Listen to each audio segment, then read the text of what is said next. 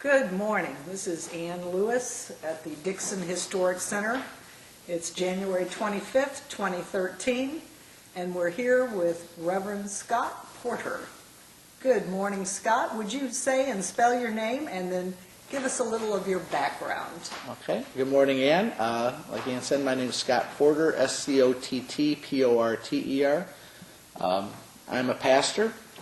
I was born here in Dixon in 1964 and was raised in Rock Falls, went to Rock Falls High School. I graduated from Rhema Bible Training College in 1986, came back to the area, and I've been a pastor at Abiding Word Church in Sterling since then, so 26 years at this point, 26 and a half years. And just have had a lifelong love of history, started with the Lincoln statue down along the river. And when I was 3 years old and my mom saw I had an interest, I showed an interest in history, and she got a book at the library on Lincoln and read it to me, and here I am today, you know. Wow. And so it started with that one book and that statue in Dixon, and so it's been an integral part of my life since I was a little kid. So you were living here when Mr. Reagan made his run for president. Yes. And was that the first time you saw him? Yes. He came to the area in 1976. He went to Tampico, and I was 12 years old at the time, and his route was supposed to take him out onto Route 88 at the time, then now it's Route 40, and it was going to come by our school, and we'd made up signs and stuff. Well, at the last minute, the Secret Service diverted his route to Prophetstown Road, so he came into Rock Falls and Sterling that route, which really disappointed me, so I didn't get to see him then. But in 1980, he came back to the area campaigning for president, and he landed at Whiteside County Airport there near my house, so I rode my bike over with one of my high school friends. And I remember it was a big Braniff, kind of orange and red plane, the biggest plane I ever seen land at that airport.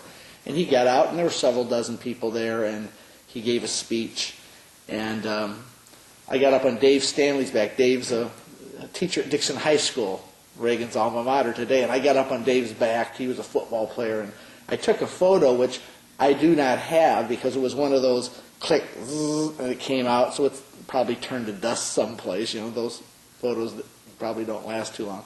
But one thing that he said that day in 1980 that was pretty important was that he announced that he had just heard on the airplane en route there that Gerald Ford, former President Ford, was not going to seek the Republican nomination for president. And everybody cheered because Ford was still kind of playing around the edges of possibly running again against Jimmy Carter and running for the nomination, but he announced it there. And in Craig Shirley's book about the 80 campaign, he mentions Reagan landing at Whiteside County Airport there in Rock Falls. And I ran and showed all three of my daughters that in the book. I was there. And they were like, yeah, okay, Dad, thanks. You know, they weren't quite as excited as I was about that. But that was the first time I saw Reagan, eyeballed him, was in 1980 as a 16-year-old. So then, as president, he came back to Dixon, Yes. and you got to see him again. Tell us about that. Well, that was in 84, which, of course, is the famous birthday visit. And I'll kind of hold the photo up here. Here he is in Dixon as president at Dixon High School. And he came and visited the Boyhood home.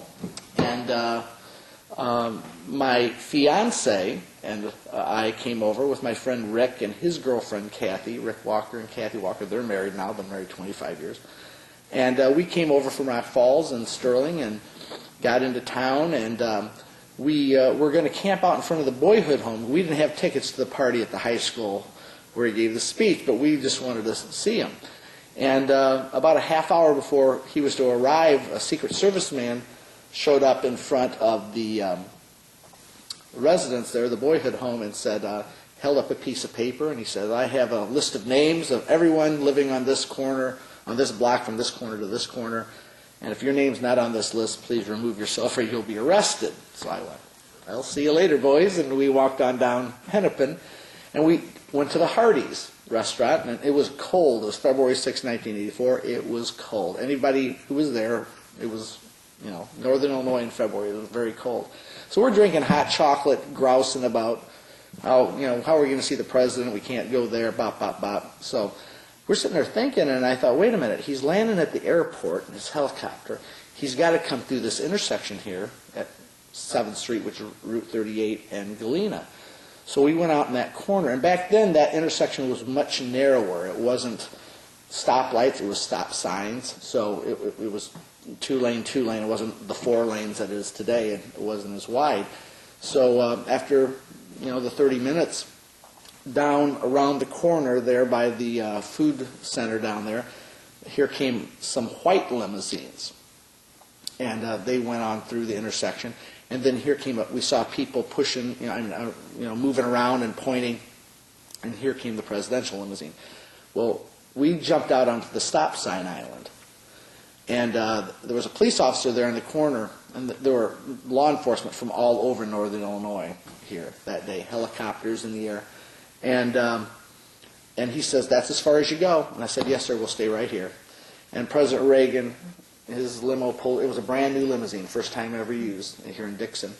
And he pulled right in front of us, and he was from me, to almost the camera, a little farther than the camera here, maybe about 15 feet.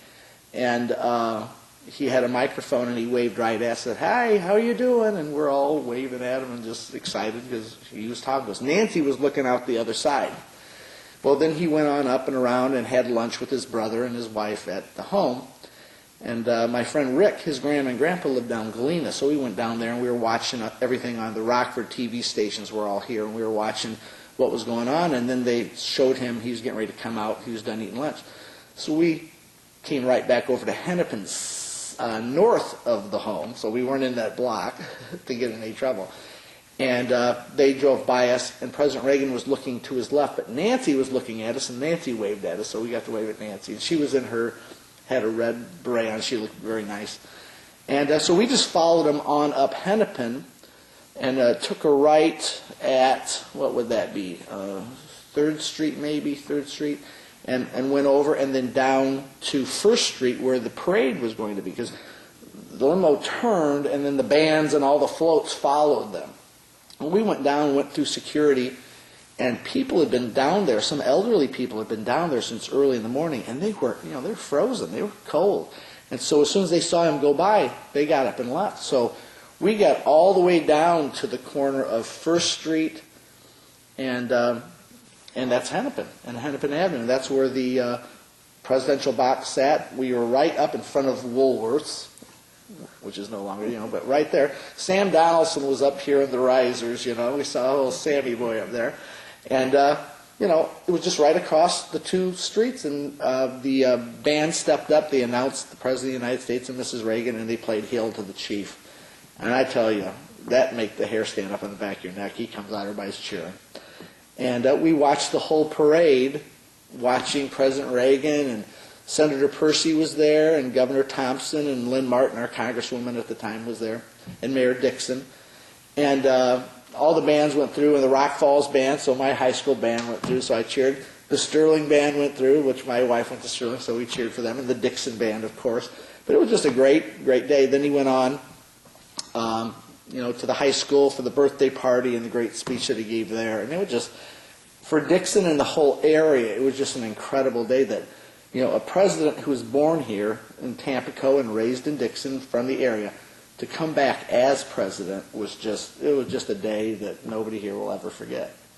Just as a point of interest, that limousine is now on display at the Reagan Library right next to Air Force One. And they say that the first time they ever used it was with that Dixon visit. And a lot of times there is a photograph in a lot of the Reagan photograph books that are out there, and he's got the mic and he's waving out, and it's from a camera that was mounted, and the photographer was in the car behind with a remote control, and he would click it to take photos. And it looks just like he did when he was waving last night. I'm not saying he clicked it just as he was, but every time I see that photo, it brings that day back to me, just so vividly, so fresh, of how he looked and Nancy looked and the car and the whole thing, and how he had the mic and he was just waving at us. And it was just, your hero, that was just a really special day for me. Absolutely, absolutely. So then he retired and he returned to our area one last time. Yes. Tell us about Well, that. he came to Dixon for the last time in 1990, and this was really kind of cool because he went to the high school and he gave a speech. Now, I couldn't get over to Dixon that day, but they gave him a Letterman's jacket. And what's special about this Letterman's jacket is the letters were sewn on, the numbers, 1928, his senior year, and then the D for Dixon, was sewn on by someone that I know very well, Velma Willis. And Velma was my youth leader at church when I was a teenager, and she played the organ at my wedding the day I got married in 1984. And so she has a great photo of herself wearing this, and then she has this photo of President Reagan wearing it, and she has them like in a double frame in her home, which is really kind of neat. But something I remember about that day very well was, first of all, the speech that he gave. And I've used advice from that speech until this day. I'm in the Rotary Club in Sterling, and we'll have student guests. And, seniors at Sterling High School, Newman High School. And I'll ask them, what are your plans for your life? What are you planning on doing? And some of these kids are just, some have a definite direction. Others are wound so tight, and they have the next 60 years of their life planned out. And I'll just sit and listen to them and smile, and then I'll say, I heard a famous guy say one time, and it's Ronald Reagan, he said, never put so much pressure on yourself that you think you have to know what you're going to do the rest of your life when you're 18 years old. And I've always remembered that. He gave that in that speech to the Dixon High School student body. Reagan, he wanted to go into entertainment, so what did he do? Well, he went to radio. Tried Chicago, that didn't work. He went to Davenport, on to Des Moines, went out to the Cubs spring training in California, got a screen test with Warner Brothers, became a movie star, then went into television, then became governor, and then became president. I mean, he wasn't sitting here in Dixon going, I'm going to be president someday. He went to college, got his education, which is good to do, and started on a path. And look where the path took him. Took him to the White House. Didn't he even actually get really disappointed because he thought he was going to get head of the new department store sporting goods? Yes, at the Montgomery Wards here in Dixon. And he lost out on that and was so disappointed. You didn't get the sporting goods job. And somebody asked him, I think it was Barbara Walters, during this trip home to Dixon in 1990, she said, what would you have done? He goes, well, I'd probably, if you'd have got that job at Montgomery Wards, he'd say, I'd probably still be working there, because, he didn't have, he had drive, he had ambition, of course, but, you're from a small town, you kind of take the next step in front of you, and each step another door open, which really, the optimism he had came from his mother, Nell, of course, with deep faith in God, but also things happen for a reason, and when things happen, you don't, get depressed about it. You step over it, step around it, go through it, go under it, and that's what he did his whole life. That's what he did.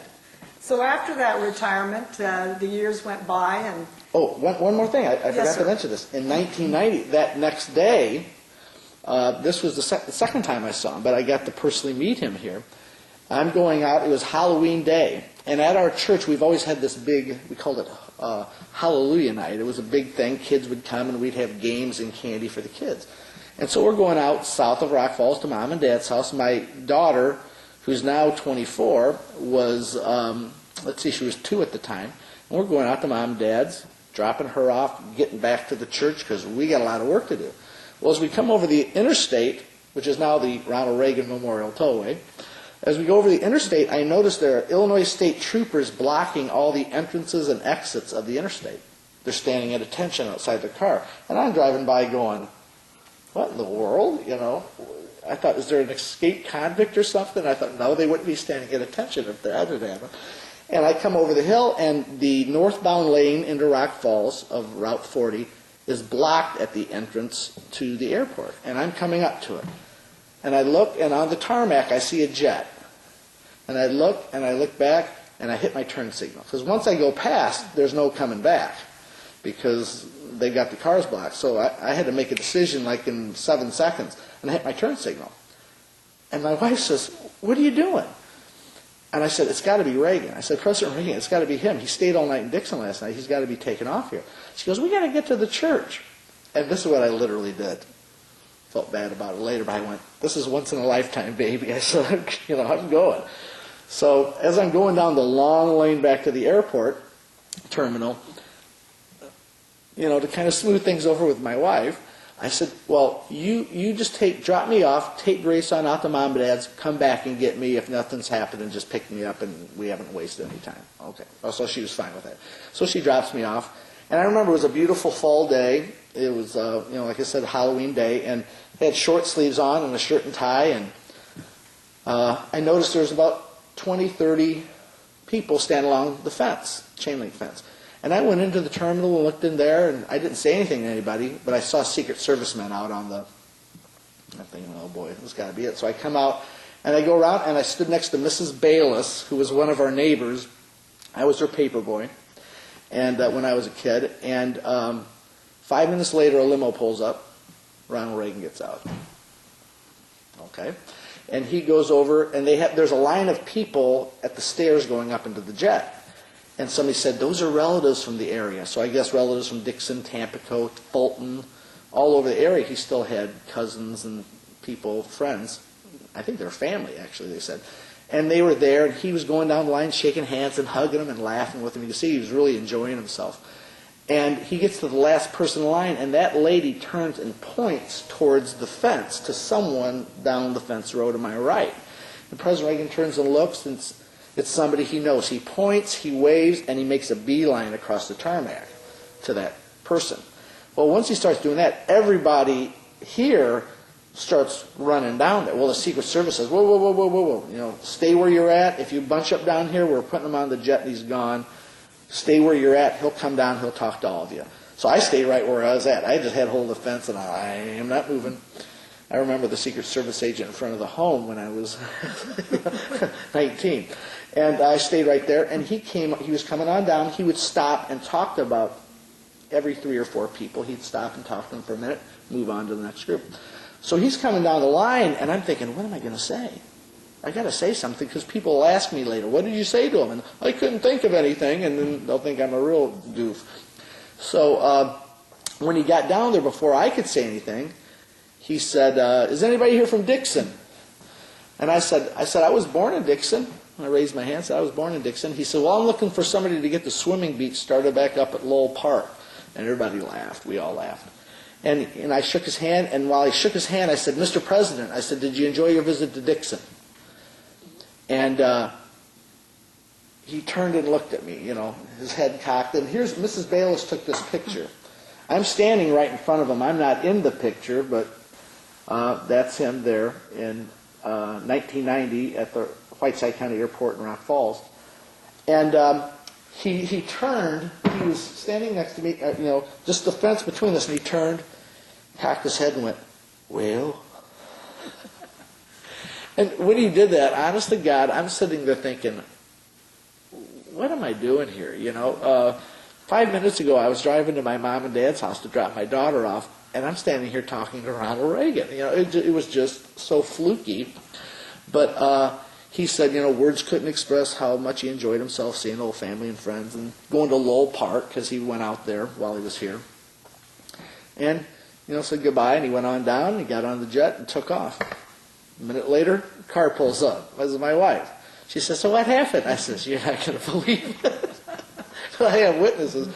But it's really kind of funny, because we'll talk a little bit later about the Reagan Centennial Project. One of the projects is to get the swimming beach started back up at Lowell Park in some way, shape, or form.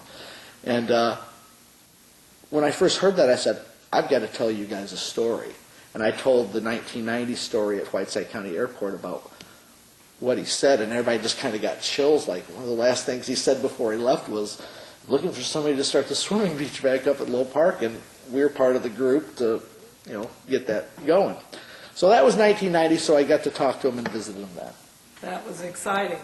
So he was still having visitors at his California office before the Alzheimer's really did its number on him.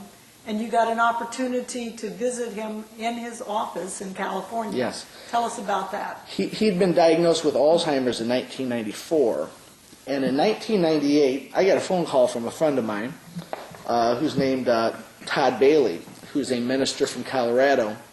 And Todd calls me and says, guess where I'm at? And I said, I have no idea where you're at. And he said, I'm at the Reagan Library in Simi Valley. And I said, what I literally says is, you're a dog, man, I'm telling you what, you know. And he's out there, and Todd is just a guy that's never met a stranger, and he just talks to people. And he got talking to some of the office people there, along with, you know, on the tours and stuff, and befriended an individual, and found out, and he told me that President Reagan still comes, here he's had Alzheimer's for 4 years, he still comes to the library, especially when there are children's groups. And still comes to the library, and he still receives visitors in his office. And I thought, well, that's neat. You know, I'm glad to hear that, you know, because there wasn't a lot coming out about how his health was.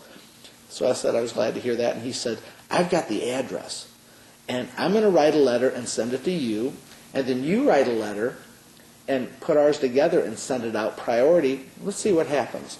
I thought, all right, I'm game. So Todd, I think he overnighted it to me, you know, and I got the letter, and I longhand wrote out a letter to them and mailed it on out. You know, and you know, when you do something like that, you don't know if it's going to end up in a warehouse in Missoula, Montana, or what. You don't know. You know, you're sending a letter. And 11 days later, I got a phone call, and it was from Joanne Shawnee at the time, Joanne Drake now. She was married. And Reagan's chief of staff saying, Reverend Porter, we received your letter, and we need a little more information from you. And so they gave me the fax number. This was 1998. And so I wrote the information. They needed something about my education and some different things, and I faxed it out to them.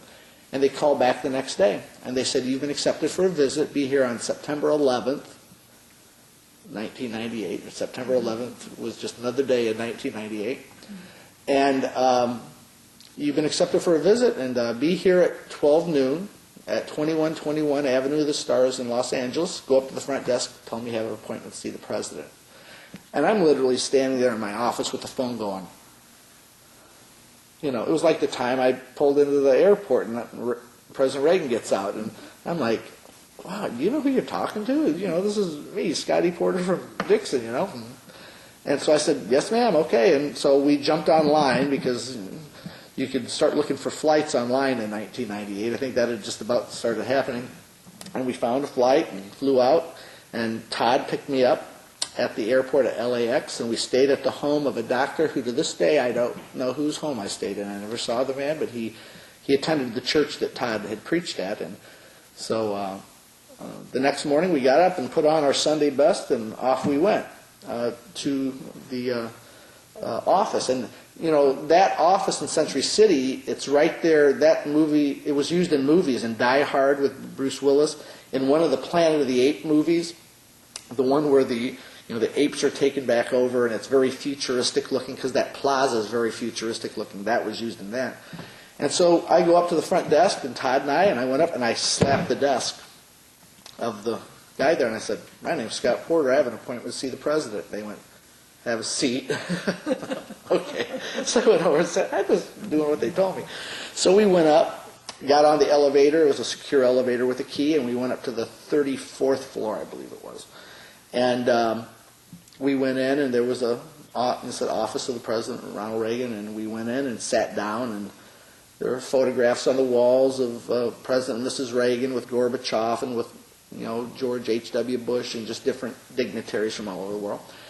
And a few minutes later, a gentleman opened the door and says, we're ready. So we got up and we went back and we sat down on this bench. Now there was a door in front of us and it was slightly open. There was a big mirror on this wall here, and there were ladies working on some project over in a last office, but there were other offices, so we didn't know which one are we going to go into. We're sitting here on this bench. And Joanna came down the hall, and she opened the door and turned to her right and spoke to someone back in the office over here. Now, we couldn't see who she was speaking to because there was a wall, but she went in and turned, and she said, Mr. President, you have some visitors. And Todd started to say something, and I hit his knee like, shh, and I leaned forward, and I heard a voice say, well, okay, just like that. And I was like, oh my gosh, he's in there. And she turned, she says, the president will see you now. So Todd and I both turned, stood up, and looked in the mirror. We were immediately, making sure our tie was straight and everything.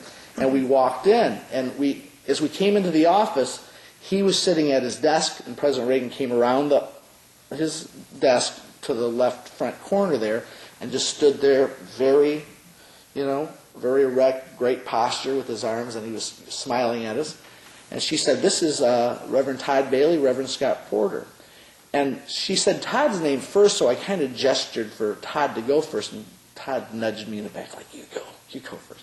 So I walked over and I shook his hand. Now, I need to say this real quick too. I had done some research before I left in the 8 days that I had, 8 or 9 days before the trip. And I had discovered that at this point he no longer remembered being president. The Alzheimer's had that much of an effect on him. And but I heard an interview with his son Michael and also with Edmund Morris, who did the biography. And they both said he didn't remember being president, but he remembered being a lifeguard in Dixon. And he would talk about that. And there was that painting of his 1990 visit, which is here in Dixon, at the Boyhood home in the visitor center, where he's pointing at the river saying, this is where the lifeguard stand was. That painting was on his wall. So that's the first thing I saw. When I walked into the office, that painting was on the wall overlooking downtown Los Angeles. And over here was Pacific Ocean. But I saw that painting, so that's the first thing I saw. Then I turned, and here came President Reagan. So I knew when I was going into this, I wasn't going to go in and start talking about Gorbachev or anything like that. But I'm from Dixon. I was born here, so I wanted to connect with him on that level. So I go over, and I shook his hand, and I said, Mr. President, my name's Scott Porter. I was born in Dixon. And when I said Dixon, he got a puzzled look in his face, and he went, he didn't hear me, and he went, Nixon? And I kind of chuckled, and I said, which I thought that was kind of, wow, Dixon. I thought, no, sir. I said, I was born in Dixon, Illinois. And just as I said that, Joanna, she clicked the camera. And I'm the one on the right, by the way. And you can see that kind of a startled look in President Reagan's face, and I'm still smiling from the Nixon comment. And when I said Dixon, Illinois, it was like you pulled the chain, the light came on. He went, Dixon, I remember Dixon. And he asked, is the arch still there? Which, that really, it was kind of neat. Because we have the War Memorial Arch here that was here when he was a young man. And I said, yes, sir. I said, the arch is still there. And then we turned and we had the photograph taken, just both of us like this. Now, I sent this one back, and he autographed it, which that's worth $1 million to me, because I also took his autobiography and he autographed that, but you could tell that had been autographed previous and on a sticker. But this one here, you could tell by his handwriting, it was done then, and so that was really neat. And so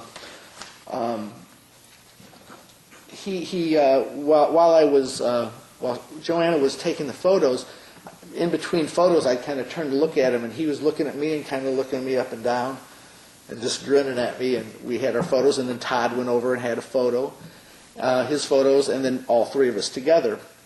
And, I want to show this. There's President Reagan and Todd Bailey, my friend Todd Bailey. Give Todd some love.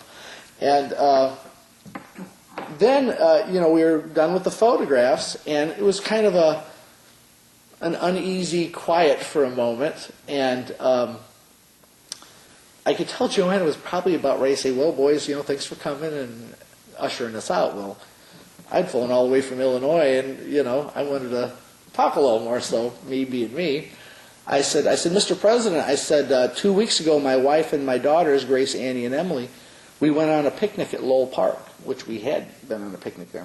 And when I said Lowell Park, it was, boom, recognition again. And he said, I remember Lowell Park. And Joanna jumped in and said, you know, President Reagan used to be a lifeguard at Lowell Park. And I said, yeah. I said, I know. I said, he saved 77 lives when he was a lifeguard at Lowell Park. And when I said that, he stuck his chest out, President Reagan did, and went, yes, I did. Just grinned from ear to ear, and we all four of us just laughed. And we were all laughing. And I went over and gave him a hug, and I just said in his ear, God bless you, and I prayed for him. And he went, thank you. And we turned to leave, and Todd said goodbye, and we turned to leave, and Joanna went on out of the office, and Todd and I both stopped. It's kind of like when you've been someplace, you know, that was very meaningful to you, whether on a vacation or something, and you kind of do one last look, whether it was the Grand Canyon. I did that at Niagara Falls. Niagara Falls just knocked me over. To this day, I've been there twice in my life, but it just blows me away. And you can't get enough of just looking at it. It just boggles your mind how that thing's there. I think it's the finger of God, but that's how Todd and I both just stopped instinctively. We just kind of did one more look over our shoulder, and he was standing there at the corner of the desk, still standing up, still smiling, and he lifted his hand and waved and winked at us. And we exited the office. And I went into the next room and just pushed my glasses up on my forehead, and I just started crying. I was just crying. And Joanna was in tears, and she said to me, she said, you connected with them. She said, so many people come in and want to talk about the Cold War and talk about the White House and all these things. And she said, you talked about Dixon. And that was September. In December, he quit receiving visitors. So I was told by a local newsman that I may have been the last person from Dixon, from this area, to visit with him. I don't know if that's right or not, but that's what a newsman, which I hadn't even thought about that. But I remember seeing it in the newspaper that they had closed the office there and that he was no longer receiving visitors in December. So Todd and I left and went to the Reagan. We went to lunch, first of all, and you had two preachers who do this all the time. And neither one of us said a word through that whole lunch. We were stunned. We were in awe of where we had just been and who we had just visited. And we ate, I remember I ate soup and a sandwich, I think. And we got in the car and went to Simi Valley and went to the library. And we come into the first room at the library, and the Tampico-Dixon room. And up on one of the walls is this huge photograph of the Dixon Arch, which I had just discussed with President Reagan. And it was circa 1920s, 30s when President Reagan lived here. And I'm standing there, and we're in our suits, you know, like I was in the photograph there. Everybody else is in tourist gear, and we look like Secret Service guys. If we had earphones, people would have looked at it. It was really funny. But I'm standing there looking at this photograph of the Dixon Arch, and there's a tug on my sleeve. This is honest to God, literal truth. And I turn and look, and it's a little old man, and he's a tour guide at the library. And I looked at him, I said, hello, and he said, literally what he said, quote, hey, Sonny, do you know where that thing is? And I looked at it, and I looked at him, and I said, yeah, I was born about 4 or 5 blocks from that thing. He went, you're from Dixon? I said, I was born there. He goes, wait right here. And he just scampers out. And Todd says, what's going on? I said, I have no idea. And the gentleman came back with 4 or 5 other tour guides and a bunch of tourists, and they start peppering me with questions about Dixon. And so I do a tour of the Tampico-Dixon room in the library, saying, yeah, this is where his boyhood home is here, and if you go down, that's the river where he was a lifeguard, but it was upstream, and there was a McDonald's that he used to live in a house that was where the McDonald's is now, and and I did this whole tour, so I was just in my glory. And we went through the library, which was just fascinating. Now, I want to get back because, like, you've visited it, Ann, and, you know, they've added the Air Force One exhibit, which I wasn't there in 98, the limousine, but they totally redone it for the Centennial, so it's brand new from when I saw it, so I really, really want to get back, which I think this summer my dad and I and Mom are taking a trip. He calls it his bucket list trip. My dad wants to go on out west, so we're gonna take a drive and head out to Simi Valley. Worth the visit, and it'll be interesting to see how they've changed it in the Centennial. Really looking forward to it. So let's fast forward 6 years. Uh-huh. And where were you when you heard that President Reagan had passed away, and what did you do that day? Well, that morning, usually my first website I get on in the morning is the Drudge Report, because Drudge gets the scoop on a lot of things. And that morning, the headline was Reagan takes turn for worse, family summoned. And I saw that. And this was a Saturday. And I had a wedding to perform that day for a young couple in the daughter families from our church. So I kept tabs on it all morning, getting ready for the wedding, and it was getting, a little more dire as the hours went on. And performed the wedding, and I went to the wedding reception in Rock Falls at the Holiday Inn. And I'm at the wedding reception, and my wife's phone rang, and it was my daughter Grace. My daughter, who I was taking out to Mom and Dad's house when I visited them when she was 2. Now at that point, she's, 16, 17 years old. And my wife Terry handed me the phone, and Grace said, Daddy, President Reagan died. And I just, my heart just dropped. It was kind of, expected by what I was seeing, but still, just the moment knowing that, that had happened. And one humorous thing with that day is that I had a plate full of food in front of me I had just gotten, and I didn't touch it because I got the news. I got up, I went around, I talked to people for about 15 minutes and excused ourselves, and we left because I just didn't feel like staying. Well, a lot of people at that wedding reception got food poisoning from the potato salad that was sitting right there on my plate that I didn't touch, because I always say I was Reagan's 78th save because I didn't touch the food because I left the reception. But that's a whole other story.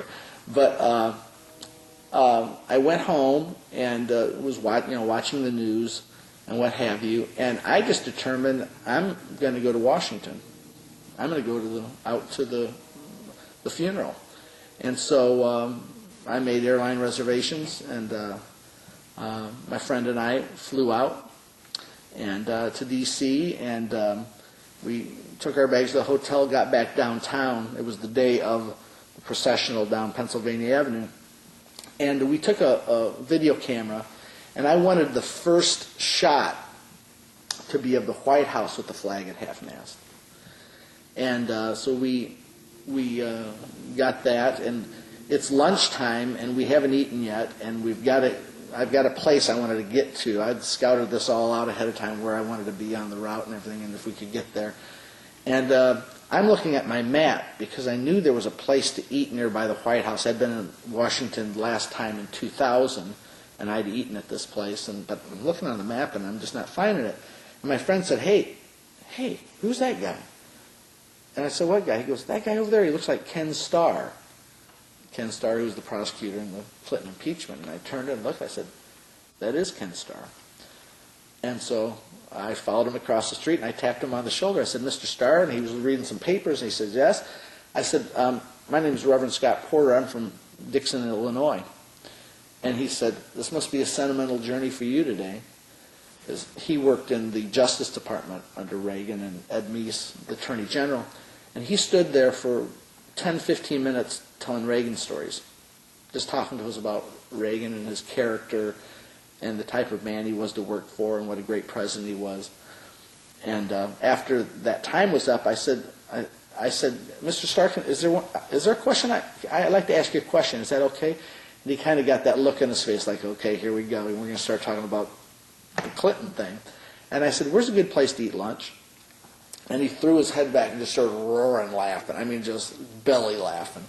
And he threw his arm around me. He goes, just go up Connecticut Avenue. There's a great deli on the corner. And I asked him, I said, do they have Snapple? Yeah, they got Snapple. I said, okay, good. That's where I wanted to go. So we said goodbye to him, and he left. We went and ate lunch, and then we went back to Pennsylvania Avenue, right at the intersection of Pennsylvania and Constitution. It's leaving me. But we got right at the intersection where, when the presidential, the casket came by and everything, we'd be at a good spot. But also where the jet flyover, we were right at the spot when the jet flyover came and the missing man jet went up. I mean, we had it right on camera, and it went up and it just disappeared. It was gone. But the interesting thing about that day was standing there and the people of all ages and races and ethnicities and just the reverence that people had that day during the procession, but also in the Capitol. But I was standing there, there's a young man I started talking to, and he was a press adjutant for Senator Olympia Snowe of Maine. And I had on my Dixon Reagan button. The President Comes Home from 1984. I had that button. And I was wearing that. He says, "What's that button?" And I told him the whole story that I just told you all a few moments ago. I said, and he turned in front of me, and he was just as close as the middle of the road, and he waved at us, and he had the microphone. And he says, "You'll be that close to him today." And when he said that, that just kind of really struck me. Because then a few minutes later, when the procession came by and his casket, the horse-drawn carriage, came by, those years went through my mind. That day in Dixon, I was 19 years old with my fiance by my side. And this day, I was 39. I was turning 40 a week later. 40. And, no, I'm 48, but I was turning 40. I had 3 daughters. I'd been pastoring a church where at that point I was just a kid going to college, and I didn't know, and then it was like 20 years. And I thought, where did that 20 years go? It just went by so fast. And it went on by, the horse-drawn carriage went by. And then my friend and I, we went up and got into the line, and it was like a Reagan reunion going through the line, and back and forth going up to the Capitol. And I remember Matt Hamill from WQAD, who just retired this last week. He was the anchor man, and he was in D.C. for the funeral. And we had been texting each other and had missed each other, but he called, and I said, "Well, here's where we're at." And here he came up, and he interviewed me live right in the line. It was on the news that night in Moline, the Quad Cities, in Davenport, where Reagan worked at WOC. And he did an interview with me there in the line, and I talked about how Reagan never forgot Dixon, so I said Dixon should never forget Ronald Reagan, which we haven't. And we went on through, and I remember when we came up into, getting ready to go up into the rotunda where his casket was on display, lying in state, they did the changing of the guard, so we didn't get to see that, but the line stopped. And we were right at that landing, up right below the dome. The dome's here. We're on this landing, and my friend and I turned around and looked back at Washington. And here before you, there's the Washington Monument, there's the Lincoln Memorial, the White House is off to this side, the Jefferson Memorial's over there. It's all lit up. It's about 9:45 at night, and it's dark. And I mean, I just got goosebumps. I'm looking at this, and I said to my friend, I said, "This is history." I said, "What the heck are we doing here? At this moment, it was just surreal to me." And then the door opened, the changing guard was on, we went on up. And we came in between the statue, I think it was I'll have the 4 right, but I might have the order wrong. I think it was Lincoln and Grant, 2 guys with Illinois ties. And then we exited between Washington and Jefferson. I might have those backwards, but those were the 4 statues that we exited and entered through. And we went around, to our right and viewed the casket and went on out. And I remember I wrote a newspaper column when I got home for the Daily Gazette, Shaw Newspapers, and I wrote about, as we came in, there was Lincoln and Grant and Washington and Jefferson, and I said Reagan belongs right with those 4. And I got to go and see his statue that's in the rotunda now, which is, really a well-deserved honor. So we left the rotunda and went down to Lincoln Memorial. And went down there, and it was at night, and there were 2 college kids coming into and this one guy, the one college kid was just like, he was like he could sell a drink of water to a drowning guy. He was just a real charismatic, outgoing. He said, "Hey, how are you guys doing? Are you new here in town?" They started talking to us. I said, "We're just here for President Reagan's funeral." He says, he says, "I love President Reagan." He was just a young, 18, 19, 20-year-old guy. He said, but he goes, "I'd really love to go through that." And he said, but he goes, "I got a test tomorrow morning." And I got right up in his face and I said, "Screw the test." I said, "This is history. This is once in a lifetime, bud." And he went, "You're right." And he turned around and ran off and got in line. And I remember thinking to myself, gee, I hope he didn't flunk out of college because of my advice to him. But, it was just, I found over the years that if you have an opportunity to do something, just go do it, Just go do it. Well, let's go back to that time right in front of the casket. Mm-hmm. Because I've heard you tell this story before. And there's a little something you've left out that always touches my heart greatly. I started to cry. We got there and looking with the honor guard and everything, and you're in the rotunda and you're looking up at the painting of Washington and the dome and just the grandeur of that building, and here's your hero, and you're basically at his visitation, and I started to cry. I started to tear up, and thank God I had a hanky in my pocket. Dad always said carry a hanky, and I had a hanky, and my wife was taping it on C-SPAN at home, and they saw us on television, and I'm wiping my eyes, and because it just, it was like the day when I visited him there in California. When he winked at you. When he winked at us and waved, to me that day when he waved and winked, it was like he was saying, "I'm all right, boys. Don't worry about me." It was kind of like, I'm okay. And that was emotional, but that day was very emotional. It was saying goodbye. And but I know we're President Reagan. He's in heaven, so it's not goodbye. We'll see you later. So, and I thought his son Ron's eulogy was just beautiful. And I got to ask Ron, when Ron came back here to Dixon for his book signing on his book for his dad's centennial birthday, his 100th birthday. During his eulogy, he said that, it's not hard to imagine my father's paradise, and talking about horses jumping, making jumps and all this. And he goes, and from seasons past, times past, a river flows gently to the sea. And I asked Ron Reagan, I said, "Were you referring to the Rock River?" And he said, "Of course I was." And I thought that when he gave that eulogy, which I thought was just unreal, it was a beautiful eulogy, that river flowed to the sea. That the Rock River, First Christian Church here, Lowell Park, those were touchstone moments of his life. They gave him confidence and, a sense of purpose in his life.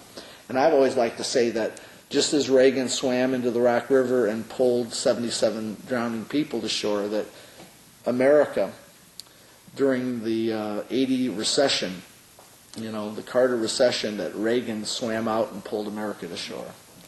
And we need another Ronald Reagan today. Absolutely. So because of your love of Mr. Reagan, in recent times you've gotten involved with the Reagan Boyhood Home. Uh-huh.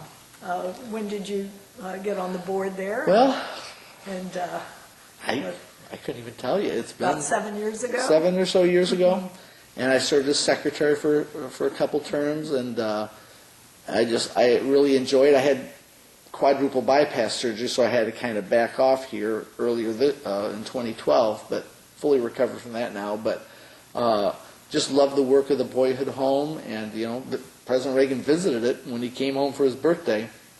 That's where he had lunch that day, and so working there at the Boyhood Home on the board and seeing Reagan's legacy continued, which that's our main purpose, is seeing his legacy going forward in perpetuity. But also serving on the Reagan Centennial Commission, and which you chaired here so greatly locally, and that was so much fun. Getting ready, we worked on it. Was it like 3 years or something? Which just blew me away. I went back and looked through minutes, and I thought, my gosh, this has been 3 years of meetings of doing all these things, and working on that, and having the Reagan Day at Wrigley Field, which I didn't get to go to because I had a wedding that day. Darn those weddings. But the Cubs won that day. That's the important thing for a Cubs family. It was 11-4, and he was born in 1911. There you go. We thought that was appropriate. So the Cubbies won for that day. But you did get to meet some people also. Yes. When the first event that Tampico had, the Tampico Gala at Deer Grove, Yes, Gingrich came. Yep, Newt and Callista Gingrich came, and I did the invocation that night for Reagan's 100th birthday party at Deer Valley Country Club, and met Newt and his wife. And who did you sit with that night? I sat with a doctor from Sterling, and we had a real interesting conversation, and with a state representative whose name escapes me from a different district. But meeting Newt, I got to talk with him for a few moments. But Callista and we kept talking about the Packers because Newt's from, or Callista, his wife is from a small town in Wisconsin, and I've been a Green Bay Packer fan since I knew what a football was. And the Packers were in the Super Bowl on Reagan's 100th birthday, so it's always one of my great memories of life is my football team won the Super Bowl on Reagan's 100th birthday, so that's a day I'll never forget. But she was really funny because she says, we got to win that game this week. And didn't know he was going to run for president in 2012, but he gave a game effort with that. But got to meet Newt Gingrich. We've met Ed Meese here at the Historic Center, and what a guy. Ed Meese was just the most humble, easy to talk to, answer your questions. Remind me a lot of Reagan, just very easygoing and made you feel important and not aloof at all. Met Craig Shirley, interviewed him. I actually did the interview with him for this Reagan Oral History Project. And what a guy that is. And his book on the 76 and 80 campaigns are just, I have over 160 books in my Reagan library, and his two are just, they're top shelf. They're and very at good. Eureka College, his alma mater, you got to meet a few other authors. Yes, Who were those? Paul Kenger. Who, of course, did it more of a faith-oriented Yes, book. God and Ronald Reagan, and the Crusader, which Kenger went to the Kremlin and actually got into KGB files. And I mean, anybody who wants to stand and say that Reagan did not have a direct effect on the end of the Cold War and reads a Crusader, Kenger's book, The Crusader, will absolutely just blow them out of the water because it's so. That was the nickname, the code name that the KGB gave Ronald Reagan was the Crusader because they knew he was on a crusade to destroy and defeat communism, and toss it, as he said at Notre Dame, into the ash heap of history. And that book is just excellent. But then God and Ronald Reagan, I cried when I read that book. I was at Wisconsin Dells on a vacation with my wife and kids, and they're all splashing in the water. I'm reading this book. I can't put it down. And it was a real page turner. And I got to meet Paul and talk with him, and he's just an excellent researcher and author, and just a wonderful guy, and loves Ronald Reagan. So that was neat to meet him. As part of the Centennial, you have been the main interviewer in the Oral History Project. Yeah. And today actually marks the official end of this project. We're going to wind it up and send DVDs to the Reagan Library, to the Abraham Lincoln Library that stores everything Illinois, to the Eureka Library, and there'll be a copy here. And this has been going on for several years, but are there any interviews that have stood out in your mind?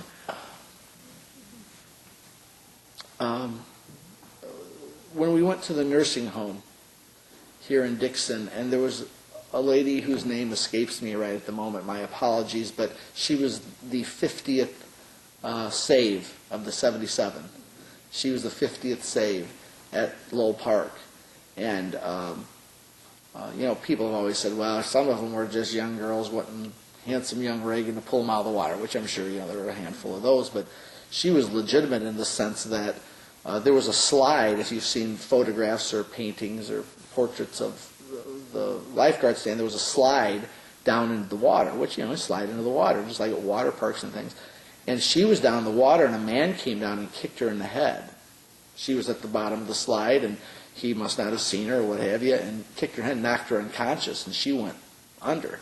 And she said to me in this interview, which you should see along with all these, is that she came to, and Reagan was standing over, and he had pulled her out and done artificial respiration on her, they called it then, and saved her life. And when Craig Shirley was here in town and I interviewed him, then we went downstairs and had an open program for the public. This lady, the 50th Save at Lowell Park, her daughter and son-in-law were there, and we found out she had died the month before. And was that Gertrude Childers? Yes. Yes. That's her name, Gertrude Childers. And her daughter, and they told us that, because I had told Craig Shirley that story when we were out here in the hallway I interviewed the 50th State, and then her daughter was here for that presentation that night, and they told us that she'd passed away. And we've had several of them. Winnie McFetridge, is that? Yes. Winnie, oh my, that interview was just incredible. I mean, first of all, I told Winnie, when she showed me photographs of herself when she was younger, I said to her, because Winnie was in her 90s now, I said, Winnie, you were hot. I said, you were beautiful. And she was just beautiful. She had a photo of herself up on a horse with a cowboy outfit. But here she is with the Ogle County Republican women, and she gets Reagan to come here before he's governor to give a speech, and who introduces him but John Anderson, Congressman John Anderson, who ran against Reagan and Carter in 1980. And here she is in the photo, Reagan, John Anderson, and Winnie. And I'm like, Winnie, this is historic. I mean, this is like, incredible that you have this. And she had so many great stories, Winnie did. And then two of our historians that were interviewed, Ron Marlowe and Red Yes. Griffin, both have passed away. I think you interviewed Red while I was recovering from my heart surgery, but I think Ron might have been our first. I think he was our very first. We were down in the basement here at the Historic Center, and oh my gosh, Ron did so much research of all the Dixon telegraphs back to the beginning of Reagan's time in Dixon, found every time he's mentioned in it, and has it all categorized, and and found the time when Reagan was in the Civil War play here locally, and that Nell Reagan was playing Lincoln's mother. Nancy Todd, Playing, that's right. Nancy Todd, the mother of a president, and then her son grows up to be president. I'm going, wow. And, Ron was just an amazing guy, very quiet, but studious, and he opened up that day. I remember that was, I think, might have been the first interview. And then the Mackenzies, Coach Mackenzie's son and daughter-in-law, that was an early interview too. Coach Mackenzie was President Reagan's coach at Eureka College, football coach, and had ties here to Sterling, Dixon area. And just numbers and numbers of people. I wasn't able to do the Reagan interview, Ron Reagan, because he just popped into town, and they did the interview, but just lots and lots of interesting people that we've interviewed over the last couple of years. How many years have it been now? Two to three, or? Oh, they had 3 years. 3 now years with now. the So, Oral History Project, yeah. And so we're winding it up today, and so it's been a real joy to do. Quite a ride. Yes, it has. Well, thank you so much. Thank you, and it's just been a real joy to do this, and God bless America. Absolutely.